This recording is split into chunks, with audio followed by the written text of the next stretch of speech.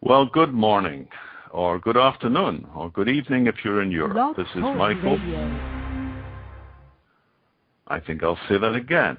Good morning, good afternoon, good evening. If you're in Europe, if you're in the East Coast, it's midday, and if you're on the West Coast here of Canada or the United States, it's the afternoon. Sorry, it's the morning. It's morning here. And I'm here today, Michael Linton, calling from the Comox Valley, as host of the Blog Talk Radio Open Money Show. And joining me today is Tom Henderson from Portland, Oregon, a mathematics teacher with strange and exciting ideas about games. Tom, please introduce yourself. Hi, Michael. I am Tom Henderson. I have been recently posting on Twitter as MathPunk. And I know Michael from the 10-year forecast put on by the Institute for the Future.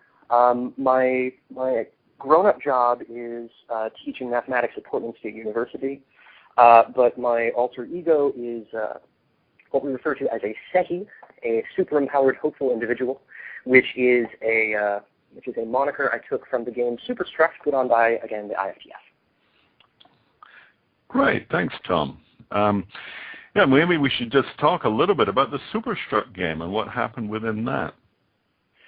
Sure. So the Superstruct game was an exercise in crowdsourced futurism. So the basic concept is that the Institute for the Future puts on a 10-year forecast every year, and this time they decided to try to get as many different people involved in the futurism process as they could. So the method that was used was they put together a massively multiplayer game that was played on a website, through social media sites, sometimes in live events. And the concept was, it's the year 2019, you're not playing an elf or a robot or any other person, you're just yourself. How do you live in the world of 2019? And there were threats. So in the plot line of the game, humanity was in fact facing extinction. We were kind of worried that we were all going to suffer catastrophes, variously from food security, power problems, a lot of very real-world kind of threats. Kind of worried, I'd say. Yeah, kind of worried about extinction. Yeah, a little worried. There's nothing that focuses the mind like, hey, we're all going to die. So it was great because the thing is that while when the game went live, the stock market was beginning to tank, and we were starting to think about, by the end of the game, are we in real life going to be fighting over roadkill for food? I mean, it was getting very exciting. But because there was this game context, we could play with the concept of impending doom and environmental catastrophe and food shortages in a kind of play way. It was like playing a zombie movie where everything is so terrible but fictitious that you can totally deal with all of these horrible ideas because it's not real yet. Not quite. Yeah, not quite real yet. The five threat scenarios that the IFTF proposed to spawn this game. One was food security. We're running out of food. One was energy. We're running out of energy. One was health. We're running out of health, or disease is chasing us. Another one was the security issue, large-scale terrorist issues. Especially due to various kinds of hacking. Yes, the hacking is. And the last one they raised was people in place. What happens when you have 100 million refugees? Mm-hmm. And so those were the five sort of my God scenarios. And out of that, all sorts of game spaces and conversations emerged. There were, about 7,000 people played this game? Over what? It was about 3 or 4 weeks, I think, was it? It was a 6-week game. Marvelous. Yes, and one of the emerging themes that showed up all over the place was natural currency, community currency, alternative currencies for carbon, alternative currencies for education. Issues kept popping up because the idea that there can be different mechanisms for transaction, for trading, for measuring, for directing our society, this seems to be a quickly emerging concept in these game spaces. And that's what brought me to the IFTF, because they wanted somebody from that field to talk a bit about it in the meeting that just took place in San Francisco a few weeks ago. And that's where I met Tom. And we shopped around a little bit, because I used to be a math teacher. I taught math in East London in primary schools in 40 years ago now, damn near. I was no great asset to the math teaching profession, so nobody objected when I retired from that, but I've always had an interest in it. Classrooms and young minds, not necessarily young bodies, but young minds. Let's see where we can go with that. Absolutely. Yeah, I have a really good time with that. I've been trying to experiment more and more with just different ways that I can do my song and dance in front of a room, or amidst a room, or behind a room, depending on what teaching style I'm working on at the time, and just trying to get however I can get people interested in all of these imaginary things. Mm-hmm. Because as a mathematician, I like to study things that don't actually exist. Things that exist actually freak me out, right? You know, atoms, terrifying. The things that are completely imaginary, that I can handle. So getting people to be interested in imaginary things like, I don't know, money, for example, is a big concern of mine. I'm really interested in the way in which things that have no objective validity can feed and clothe you. I mean, that's interesting. There's something there. Yeah, making the imaginary tangible in a way. Yeah, very important. We are a very concrete society. You know, we see the brick flying through the air and we duck. You know, we can see substantial entities. But I remember when the Wright brothers were first flying, people would point to them flying by and say, they will never get that to work.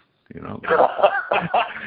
Now, when you have that degree of resistance to physical demonstration, when you start talking about social organization, economic patterns, monetary developments, these are such ephemeral and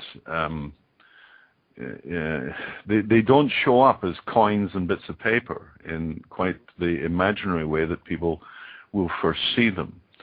And so they don't see them. And we've had a hell of a job bringing people to understanding the substantial components of this imaginary money. And there are substantial components to imaginary things. You know, what does this do? How does it work? What are the upsides? What are the downsides? What's rational and what's utterly crazy? Those are serious areas of discussion when we enter the realm of money and society. And so one of the things we've generated is a game space, a very simple game. We call it Let's Play, and you can find it on the site at openmoney.org, www.openmoney.org/Let's Play. There's a host of lead pages and links that will take you to our game, either as a download it, print it out, play it in the room game. It works for 10 people or 110 people. It takes about 2-3 hours to play in a place form, and it's a lot of fun.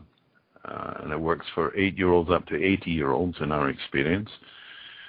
The game itself is only about half an hour, but you need about an hour to set it up so that people really know what they're playing and why they're playing it. Then you play the game for half an hour. Then you need about an hour and a half to settle it down and debrief and extract the information from the experience. And that's one model. The other model for our game is you go to a website where there's an online anonymous game, which is actually very effective if it's played with a degree of coherence amongst the anonymous players. Now, how do you get coherence amongst anonymous players? A little tricky, but we can generally do it. So the context for this conversation I've invited Tom to is exploring those ideas for meme propagation on community currencies and open money, amongst others. There are many games to discuss, but this is our entry point. But before we delve into any of the details on that and the discussion of it, Tom, some thoughts about games in space and how to move ideas and what your thoughts are for Portland. Right. So, I have not been able to stop talking about that Superstruct game, and it's been 6 months. Now, I should make it clear that I was perfectly happy being a budding mathematician. I was looking around at different grad schools to look into their algebraic combinatorics programs, which is a fancy math way of saying how to count stuff. And then this game Superstruct came along and ruined all of my plans. Because what happened was that once I played this thing and I saw the potential for imaginary environments to motivate people to action or to teach people interesting facts, I realized that I had to go into math education, that I couldn't comfortably just enjoy myself counting things. I actually had to really study this idea of how ideas move from one mind to the next, and how they're created in the relationships between students and teachers. It's just too darn interesting. So this game, it was in fact a game with points, and we got valuable prizes, and we wasted a whole lot of time and all of that. But at the same time, it was a life changer. I'm in a different degree than I planned on being 6 months ago. It probably means that I live in a different city than I intended to. It's been a really, really potent, powerful experience for me. Dangerous things, these games. Be careful. Very dangerous. Yes. They will cause you to dedicate your life to a possibly low-paying career, and then you'll try to get on the radio and talk about inventing money. Or it could be just a subversive, disruptive, transitional part of the evolution of a new society. That is exactly it. I mean, the way that children learn is by emulating things that they see in their play, playing with things in their environment, but they're imagined to be things in the grown-up world.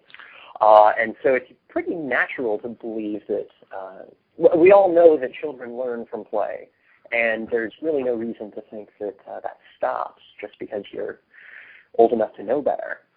The way in which play makes new concepts safe so that you can engage with them with your entire brain is really important, and that's why I got so much out of even the disastrous scenarios of Superstruct, is that, we're just playing. I don't actually have to buy shady produce from the black market guy. Mm-hmm.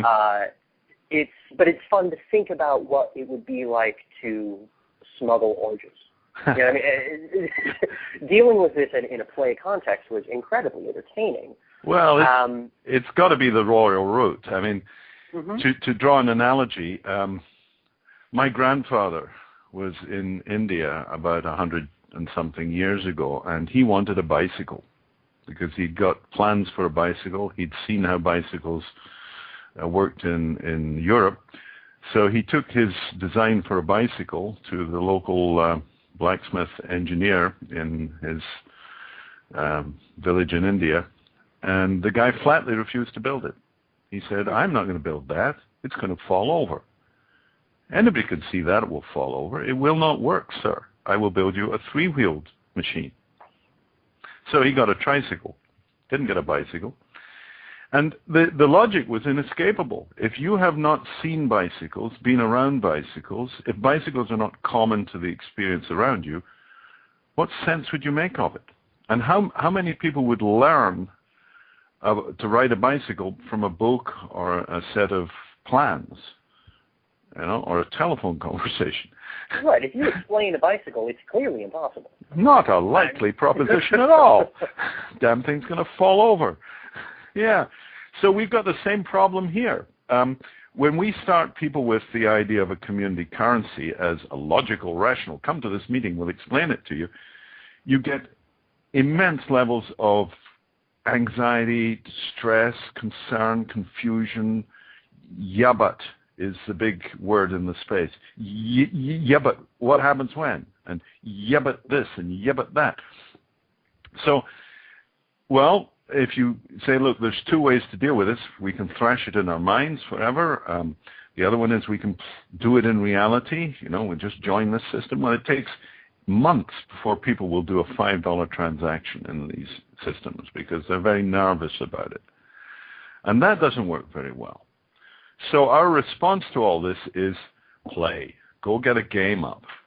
Find some method where people can scenario develop, run through the process, and get the experience, even in game space, and in a few hours, that it would take them maybe a year to accumulate in the real world. That's our model. Play games. It's cheaper, faster, and simpler. The variant of the yeah, but is the everyone will ... Yeah. So there's the concern, I think, that when you start talking about community currency, where people will start to think about, well, how would I game this? And how would I game this system? Like, what if we had these bad actors? Because if you start talking about if your explanation is you start with, well, what happens is we all write each other checks and everything just works, then there are some obvious objections with, well, I'm just going to start writing the biggest check that I possibly can, and you sort of start imagining, how could I try to break this? Well, if you're playing it in the context of a game, being a bad actor does not make you an untrustworthy person. It makes you attempting to win or attempting to do something in this game context. So the game context not only allows you to experience what happens when everyone behaves, but you can get to see what happens when someone who is begrudgingly playing this game but thinks it can't possibly work, if they try to break it, you see what happens, and you see what broken means. And you might find out that it's not really that bad. Yeah, that's one of the big learning experiences from our game is how it displays that the behaviors that people expect to be catastrophic. And we have lots of experience. Let's 10 of us all get together and start a small business or a collective, or we'll go into a condo share or something. And we are all in some way dependent upon the integrity or the proper behavior of others. It's one of these tragedy of the commons syndromes. We join together, and damn it, we will hang together, and often do, because in those what I'd call conurbations of scarcity, those group together and let's see what we can do by mutually depending upon each other.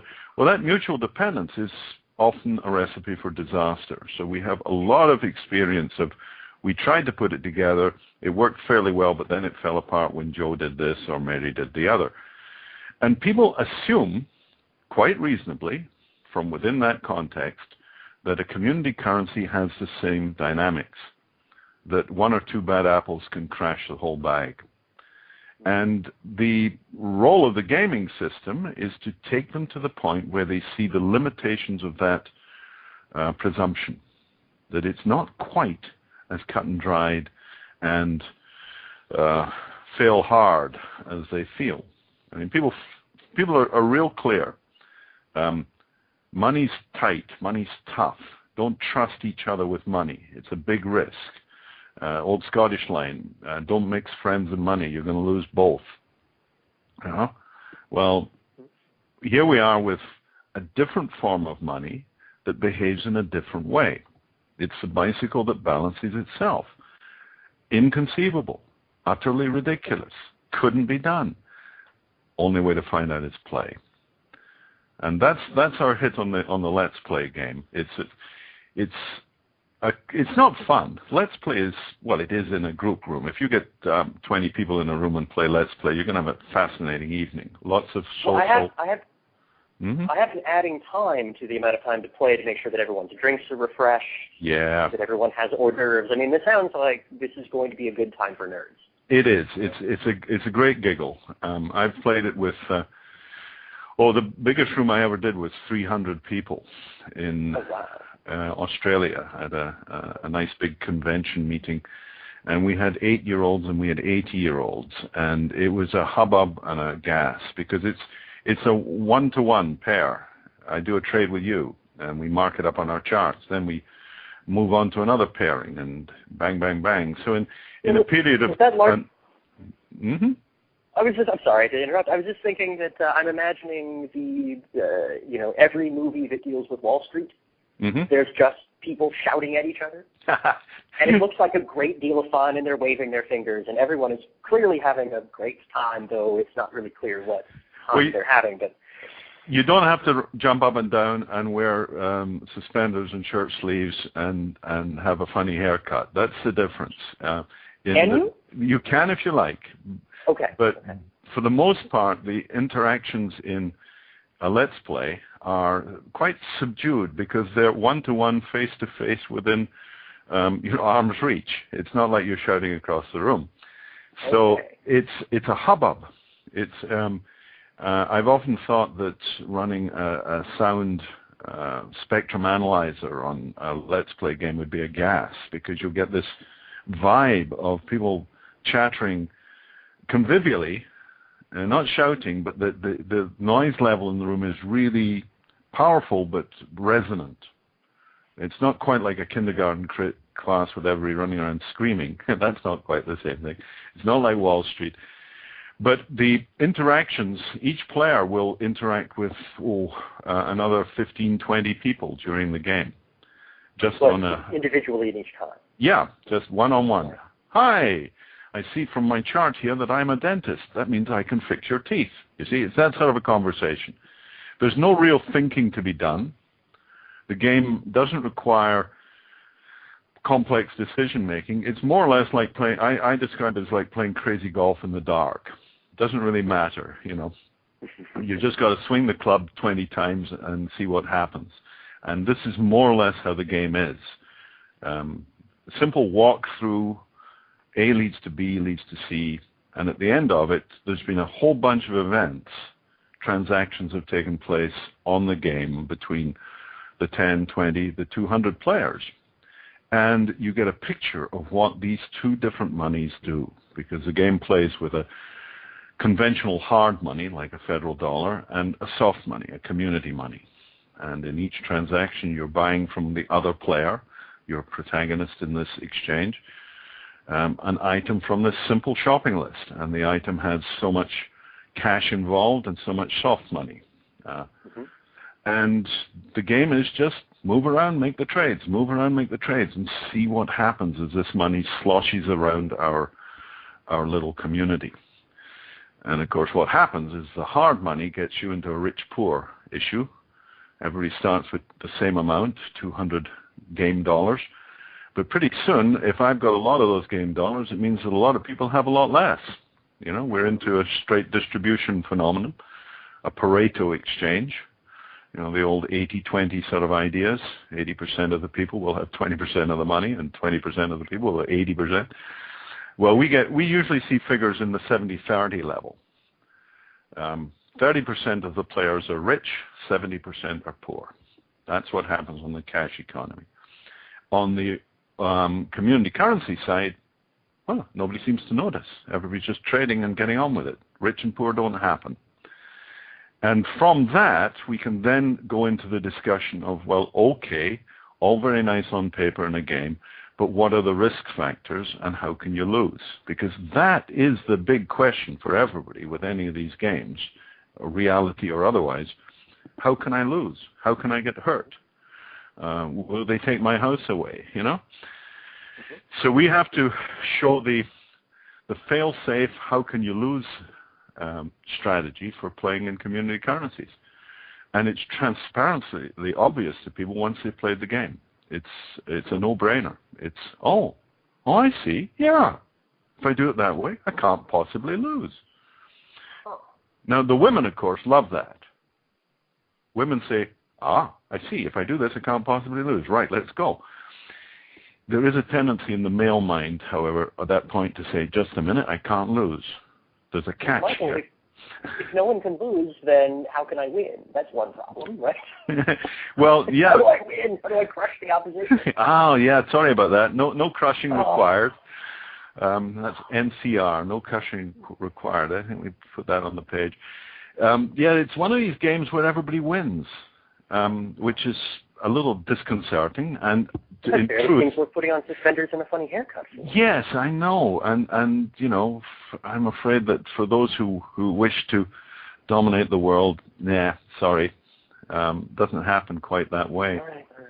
So, I'm afraid it's one of those games where, you know, there are no gold medals at the end and there are no losers, and to that extent, it's not as much fun as single shooter Warcraft and all that stuff. Sorry. All right. Anyway, that's our motto. You see, and the reason we've introduced this, apart from anything else, was that if I try and explain community currencies to my best friend or my boss or my neighbor or anybody, it's a hell of a job. It takes weeks. And it goes through all sorts of, yeah, but that'll never work because discussions and all sort of confusions and upsets. And certainly I know that even if I manage to convince you that it's a great idea, that you'll go off to speak to your friend and they'll ask you a question you can't quite answer to your mutual satisfaction. And then the propagation is stopped. The communication of the meme, the monkey say, monkey do model, which is how ideas move in society, is stopped dead by monkey look foolish, monkey feel foolish, monkey don't want to play anymore, you know? Right. Now, if, on the other hand, I can say to my friend, look, I don't want to try and explain community money to you. We'll just both get frustrated and confused and upset. What I'd like you to do is take a shot on my recommendation. Go play this game. Just go play the game. I mean, you may get irritated with it in 5 minutes, in which case that's only 5 minutes you've lost. Or you may find out that it really makes sense to you, in which case the hour or so that the game takes out of your life may be one of the most important hours you've ever managed to find online. And that's our intention, is a simple entry point from which they can judge whether they want to go further. So they become personally responsible for their own exploration, and that their exploration is now framed within a set of structures and contracts and ideas which are actually intelligible. Mm-hmm. Because we've found if we just talk to people about this, well, I'm talking about X, Y, and Z, they're hearing P, Q, and R, or even, who knows what they're hearing. We find out later often that the conversation was everything but intelligible. And that's unproductive.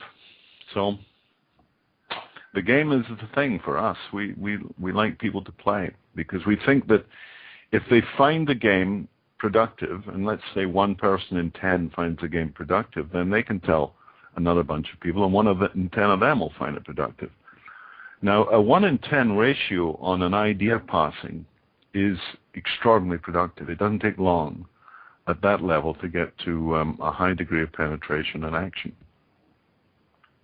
So, pass the meme, baby. That's the name of our game at the moment.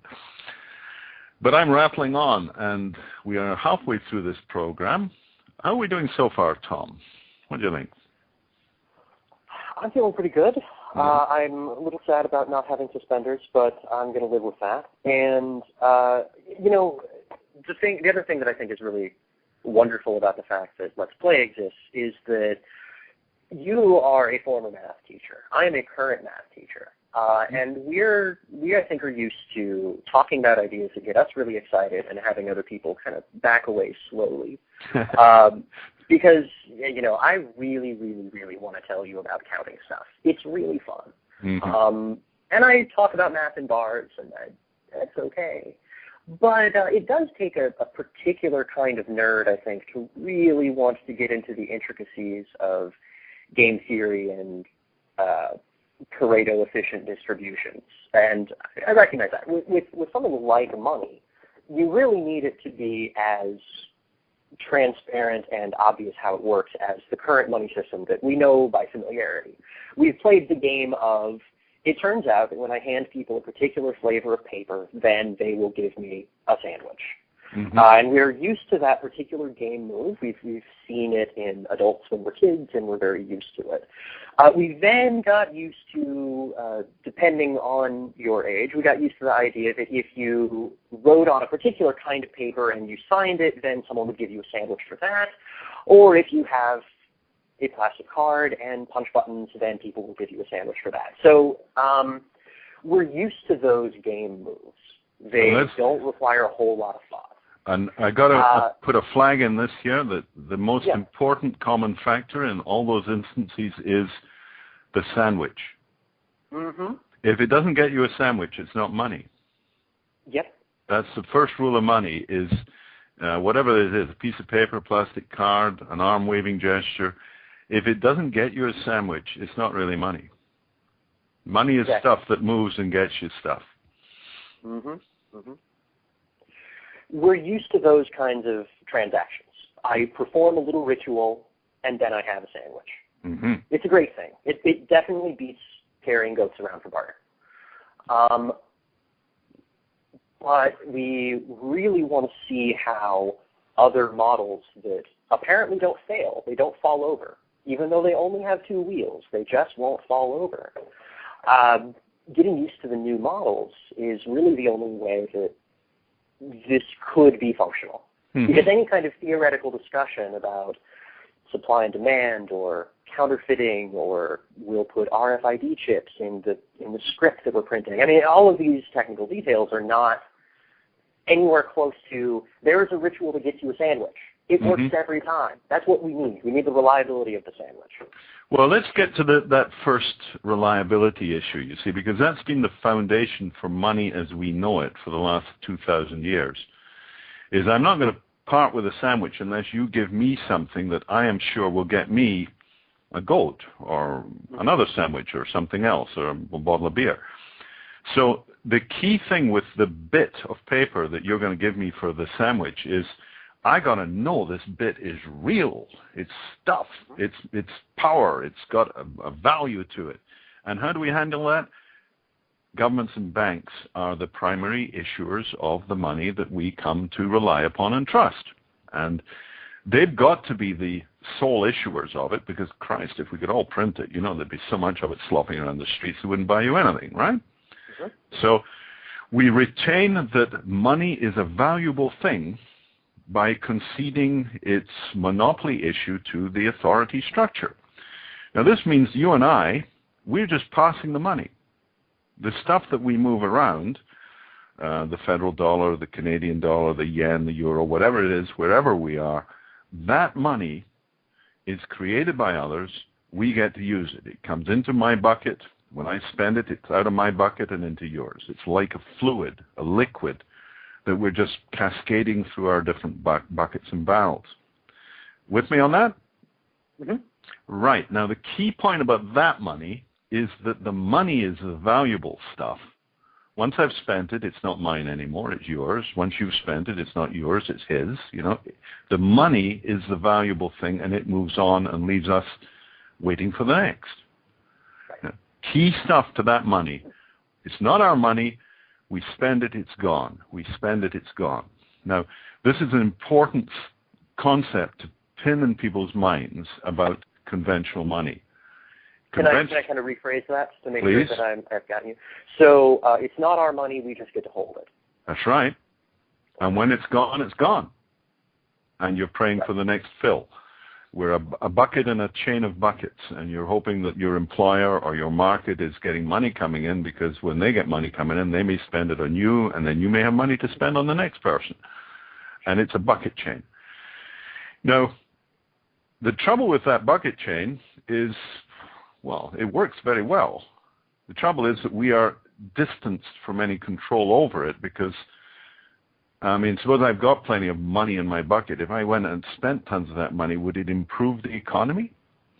Maybe, but how much of it might ever come back to me? Nah. Like I spend $1,000, it's distributed to 1 million people.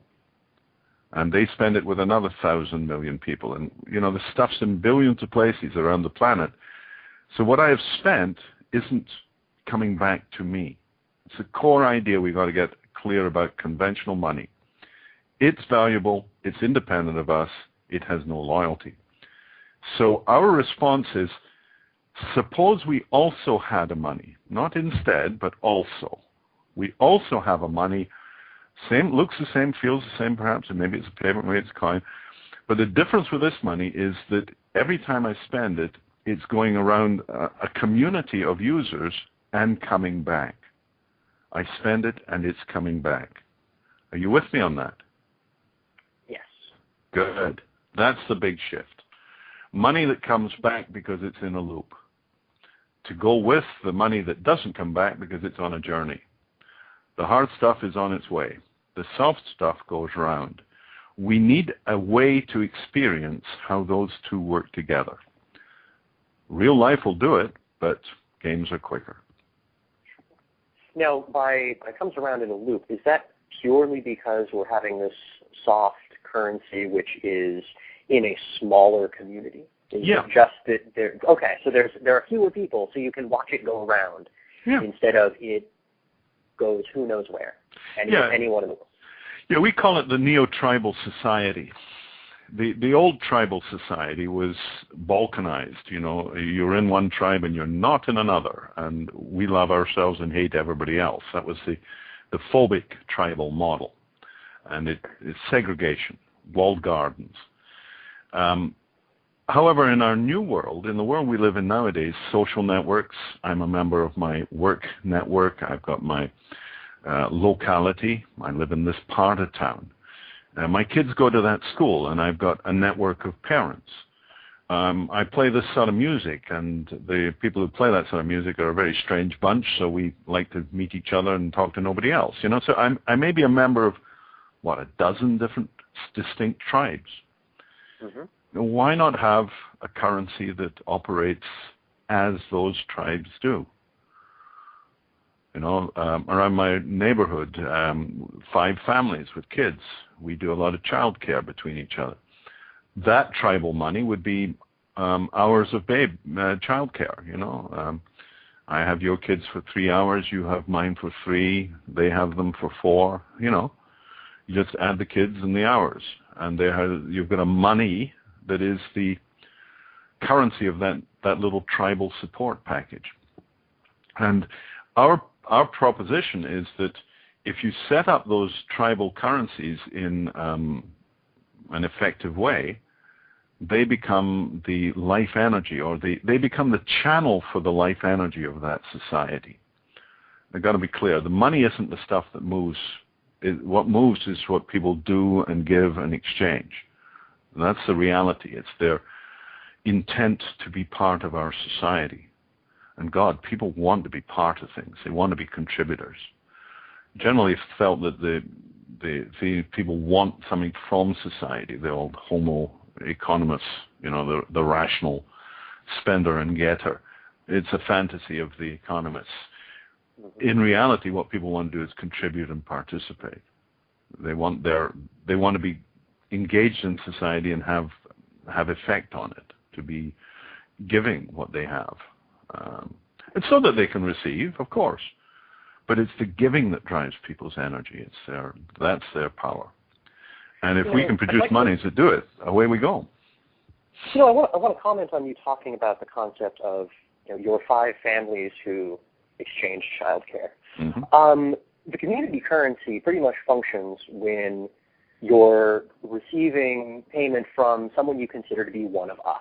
Mm-hmm. But when there is usness, then you will be willing to make this exchange. So what's neat about this is that if I can tie this back to Superstruct, one of the strategies that kept emerging as we were trying to deal with the threat of impending extinction was that we discovered that anything that you could have that would operate at a lot of different scales was something that was a really good idea. Mm-hmm. So I don't have children, so I'm thinking I wander around campus and I see students who need tutoring, and I see tutors who do tutoring. Mm-hmm. The community of those of us who are doing math, whether we're there because you can't get us away from the math department or because we just want our nursing degree and we want to get done with pre-calculus, right? There is still an usness to the Portland State community, the Portland State University math community. That's us. If you can identify that you are part of an us, then you are more willing to take a currency in exchange for a good or service. Yeah. Yep. When you have that kind of belief that, hey, this is something that we do, the longer it goes on, the more stable it becomes and the larger that the community can become. Yeah. So there's this concept of play testing, right? You try something on a small scale. It fails to fail. It doesn't fall over. It seems to ride like a bicycle. It gets a little bit bigger because it's just trustworthy enough to make the community larger. Yeah. And that kind of scaled iteration is really appealing. Yeah, the building of what I'd call positive reciprocity. I don't know, you probably remember a movie called Play It Forward, Kevin Spacey. A fairly standard model for theatrical presentations of society at times, where the game was in that Spacey, as a school teacher, offered his children a task to think of a new idea. And one kid came up with, instead of paying back, where I do a favor for you, you do it back to me, which is good, but it's a closed system. It's a stop, start, done package. He said, how about pay it forward? So I do a favor for you, but rather than you do something for me, I ask you to pay off the favor by doing a favor for somebody else and asking them to pay off the favor by doing it for somebody else. This is the core, of course, of the so-called gift exchange economy, where we provide service and it flows on and flows on. Now, the problem with pay it forward is the lack of closure, whereby the originators of the energy are rewarded or fulfilled or nourished in such a way that they can continue to do so or feel encouraged to continue doing so. So you can imagine that you do your paying it forward. The probability that a random stranger does you the favor, you, the originator of the favor, seems pretty vanishingly unlikely. In the modern society, yes. In the old days, yes, cast your bread on the waters, it will flow back. We lived in small communities. That which you put out, you got back. What went around came around. But as soon as we'd broken down into, or broken out, should we say, into this vast, amorphous society, you do a favor, it goes on, but the likelihood of it coming back is very low inside an unformed society. Now, by creating a currency of circulation, which is the gifting onwards, I do something for you, you do something for him, he does something for her, she does something for them, they do something for me. Because the money is looped, because we are in this resonant network. And it's that simple. Keep the money moving in a circle, and the goods and services and gifts and the products of our society likewise move in circles. So instead of everything being an extractive exploitation of community, which is really what conventional money does, it comes in, sucks the value, and takes off again, we can have money that moves around and builds commonwealth, builds common experience, builds trust and satisfaction in the community, and you get this growing sense of purpose, well-being, and power. That's the plan. So, yeah, get the money moving round. That's our money go round model. The money moves round, and so do the services and goods. So it's beyond pay it forward. It's pay it round.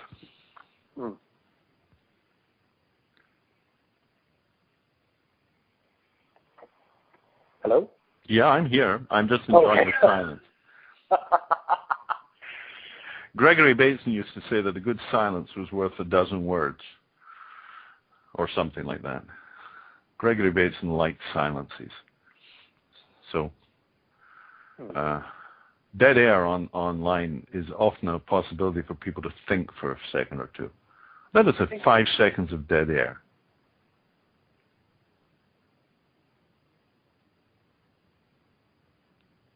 I don't think I think of anything new. Did you think of anything new? No, I'm good. Good. So, we've discussed the generalities of gaming in the specifics of money and the reality that our society is lost at sea without a rudder at the moment. Everybody's running around like chickens with their heads cut off. Absolutely. And there don't appear to be many rational answers outside in the flat earth economy. True, you go to the edge, you will fall off. And we've seen such a collapse in the credit system in the last 6 months that you'd have to be a complete idiot to believe that there's a possibility of rebuilding the same degrees of trust and confidence that existed 2 years ago, for instance, in the money markets. Particularly in the third world, there's been a significant recognition that, yep, you guys in the West have lost your marbles, your game's fallen apart. Guess who suffers most? We do. I mean, poverty in Detroit is horrendous. Poverty across North America and in Europe. Big issues.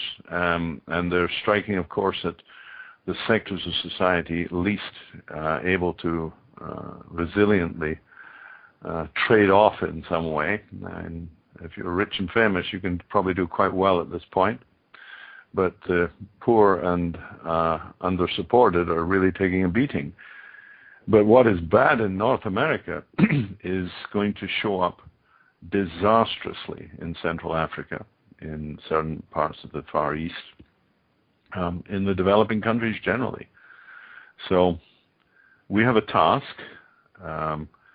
Jeremy Sachs, famous economist, said, "We are the first generation in history that can end extreme poverty. That's our good fortune, our challenge, and our responsibility." I got this from a Starbucks coffee cup, and it's the way I see it. Number 262, this is the author's opinion, not necessarily that of Starbucks. Right. But it's my opinion. We are the first generation in history that can end extreme poverty. I'll go with Jeffrey Sachs on that one.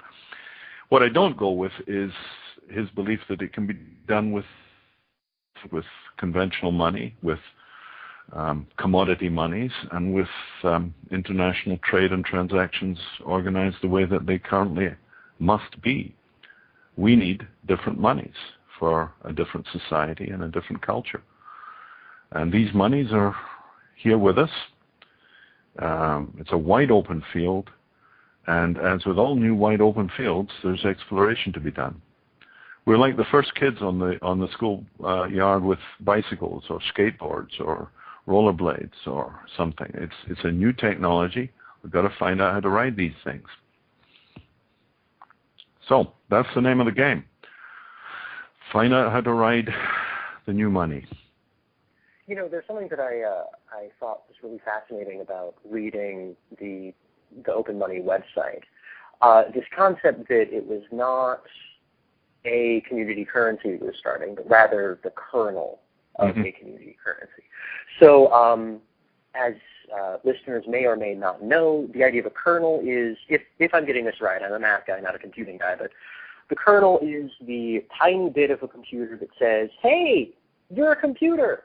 Go get memory, go look for a keyboard, be a computer.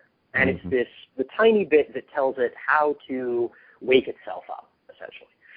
So what I thought was really great about reading Open Money, and it's the reason I wanted to talk with you, was that the idea of something that generates community currency, sort of the best practices, and also the Let's Play model. That here is a way that you can distribute the information to create multiple community currencies.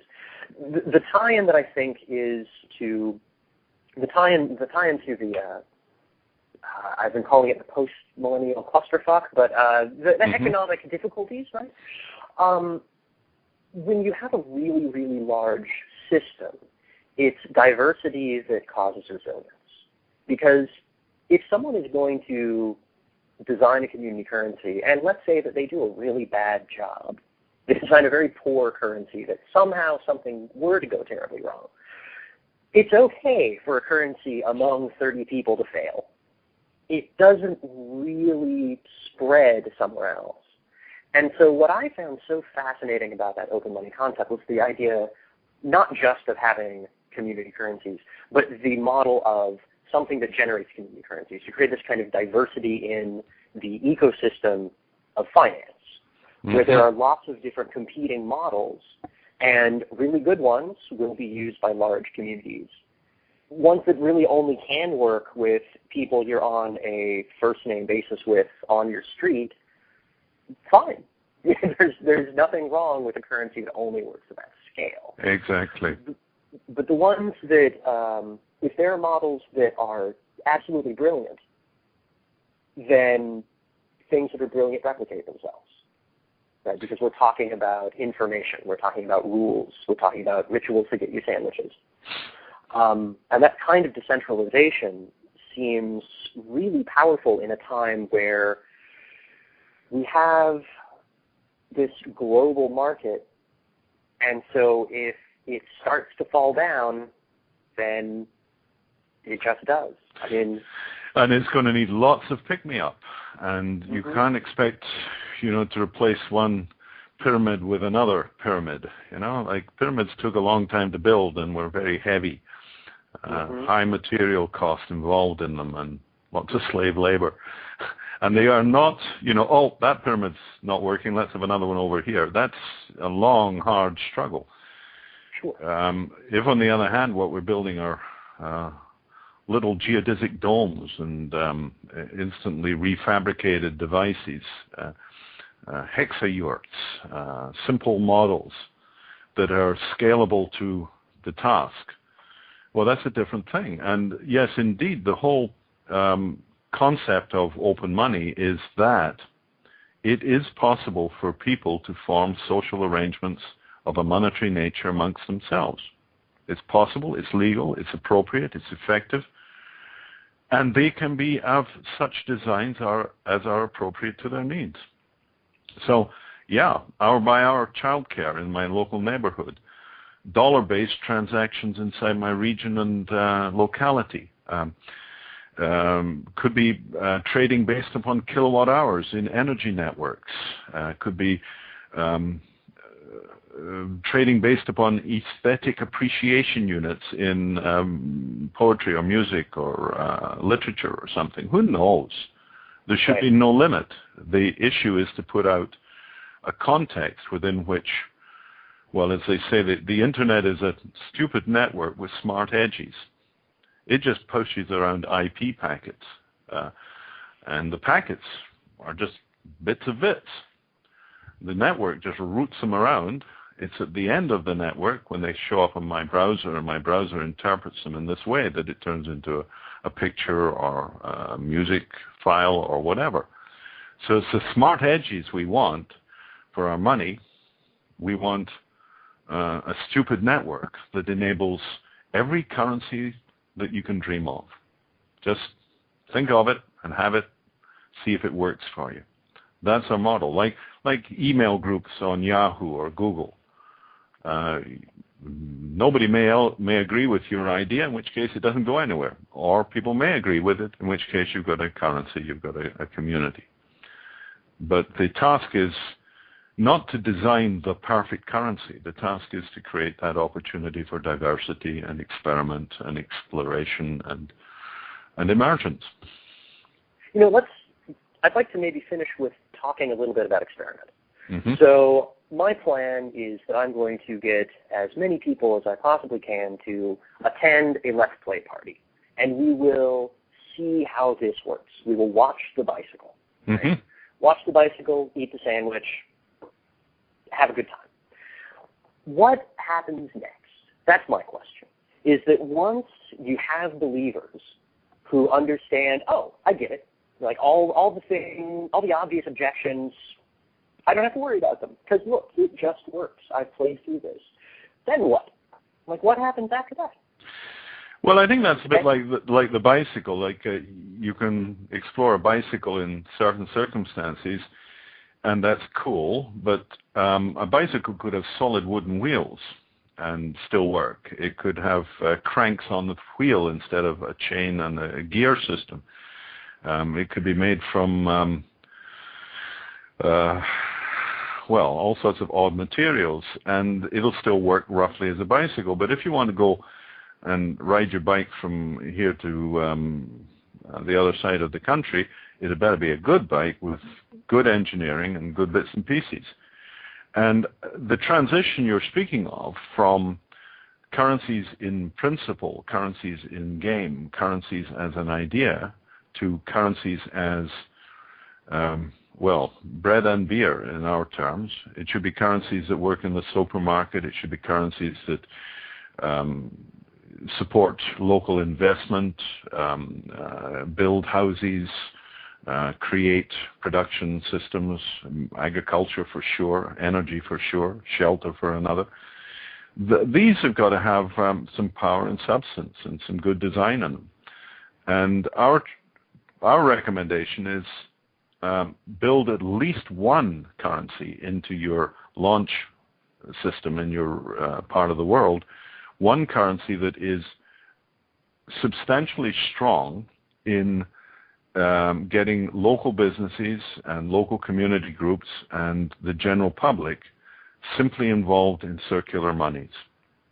Don't have to explain it to them as a grand theory. Don't have to get them into huge theories of how money works or whatever. You just have to have a simple model where they can participate in using this community money that's linking businesses to community initiatives and projects and charities, and everybody comes out happy. Because people don't really want to think too much. People want to do things that produce results that they like.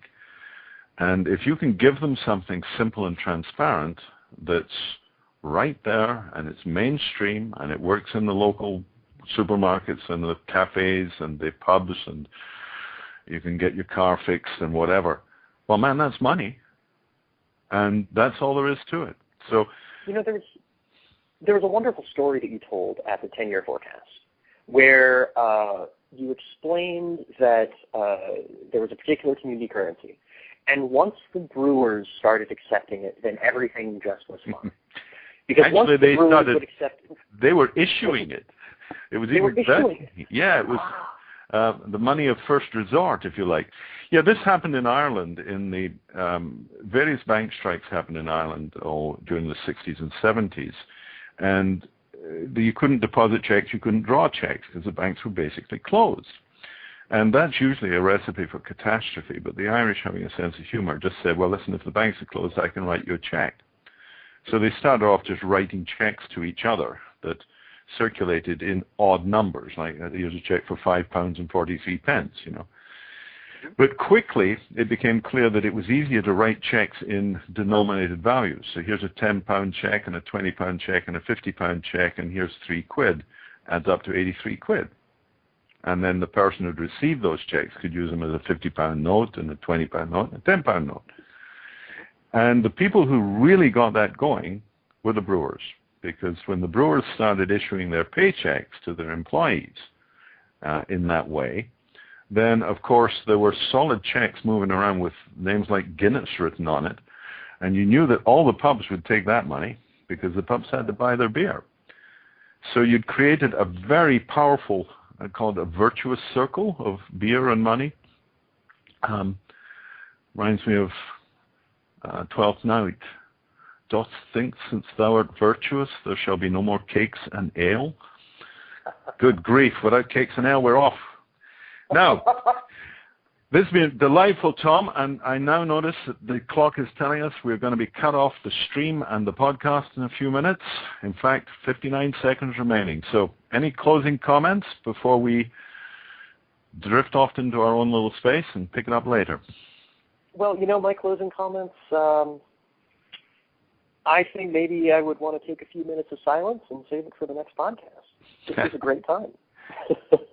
Well, that's terrific, Tom. So let's do it again, and let's get on with this. This game is great. I'd add one thing to your let's get everybody together, play the game. Yeah. Do it several times. You need practice. It's a bit like sitting down to play your first concert at the Carnegie Hall. Practice, practice, practice. Introducing the game to a group is fascinating and fun, but it can go wrong unless you go right. So start small, practice, live long and prosper. All right. Sounds like a plan. It is. Thanks, Michael. Pleasure. Bye, guys. And show is still on, but not streaming. So actually, we're still recording, Tom. Okay. And anything we say will be accessible to anybody else who downloads the podcast in the next 45 years. So for posterity, if not for the current stream. Thanks, Tom. That was delicious. Nice working with you on this. Good to have a head that's thinking and is embedded in the process. And in fact, what I'm going to do is I'm going to cut this so that the podcast is finished. And then can I call you back in 2 minutes and, in fact, 20 seconds and just wind up on a one-to-one basis? Sure. We'll do a post-mortem, and, I'll hear from you in a couple minutes. Will do. Bye now. All right. Bye.